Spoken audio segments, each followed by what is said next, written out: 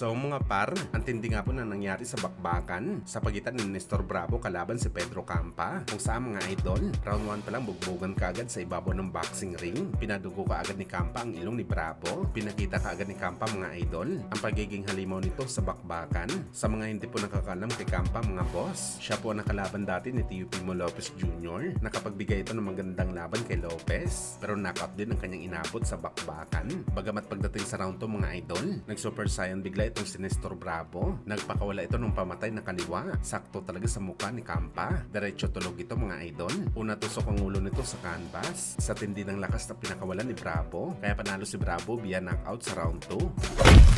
Samantala matapos nga po sinabi ng ating pambansang kamao Manny Pacquiao na posible ito mapalaban sa buwan ng March at mag-a-announce daw ito mga idol ng kanyang laban ngayong buwan ng January at wala pa sinabi si Pacman mga idol kung sino ang kanyang makakalaban sa March, kung saan umaasa ang lahat na si Mayweather Jr. ang makakasagupan ng Pinoy dahil isang big money fight daw ang laban ni Boss Manny, pero tila hindi naman ito ang sinisigaw ng social media mga idol. Galing mismo sa bigatin ng mga boxing site kung saan puro na share nila mga idol. Gervonta Tank Davis kalaban si Manny Pacquiao. Si Davis na daw talaga makakalaban ni Pacman sa Marso. Ito kasi mga idol ang comeback fight ni Tank Davis. March din o di kaya April. Well, sa totoo lang mga idol, rumors pa lang ito. Pero ang ganitong matchup mga idol, hindi talaga natin masasabi na imposible matuloy dahil parehong PBC si Pacman at Tank Davis. At hindi masyado nagkakalayo ang dibisyon ni Pacman at Davis Boy. Easy lang kay Tank Davis ang umakyat ng timbang sa 140 pounds dahil dating kampiyon ito sa dibisyon. At si Pacman naman isang natural na maliit na tao. Willing din ito magbawas ng timbang. Depende sa gusto ni Tank Davis. Nauna na kasi na sinabi ni Pacman mga idol na wala daw siya problema makalaban si Davis Boy. Sa katunayan nito mga idol, ito talaga ang gusto nitong laban sa boxing sports. Wala daw sa isip ni Pacman ang matakot sa kagaya ni Davis Boy. Sa tagal na daw nito lumalaban sa boxing sports, ni kailan hindi ito natakot sa kalaban at isa na doon si Tank Davis. Well, kagaya sa nakasanayan natin mga idol kay Pacman, hindi talaga sasabihin ng Pinoy ang ganitong bagay kung hindi nito alam kung paano talunin si Tank Davis. Nasa utak na talaga ni Pacman ang kanyang gagawin sa bakbakan para ma-upset ang kinikilala ng most talented fighter ngayon sa boxing sports.